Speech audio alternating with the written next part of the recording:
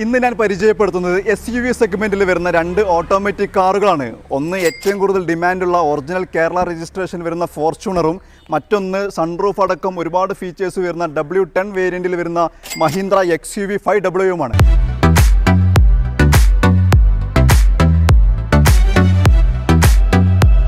Fortuner വരുന്നത് 2014 മോഡലാണ്. Second ഓണർഷിപ്പാണ്. 1,28,000 kilometre മാത്രമേ കാർ ഓടിയിട്ടുള്ളൂ. ഒറിജിനൽ കേരളയാണ്. കമ്പനി സർവീസ് ആണ്. ഷോറൂം ഹിസ്റ്ററി അവൈലബിൾ ആണ്. 2 വീൽ ഡ്രൈവ് ഓട്ടോമാറ്റിക്കിലാണ് വാഹനം വരുന്നത്. ടയർ ഭാഗം നോക്കിക്കഴിഞ്ഞാൽ 80% ടയറുണ്ട്.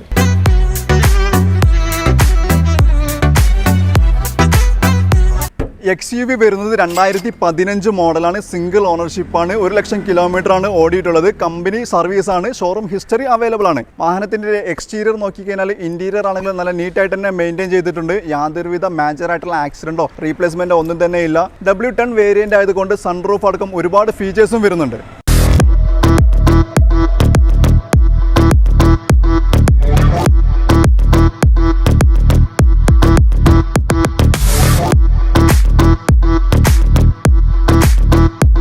ഈ രണ്ട് വാഹനവും ഉള്ളത് മലപ്പുറം ജില്ലയിലെ തിരൂരാണ്.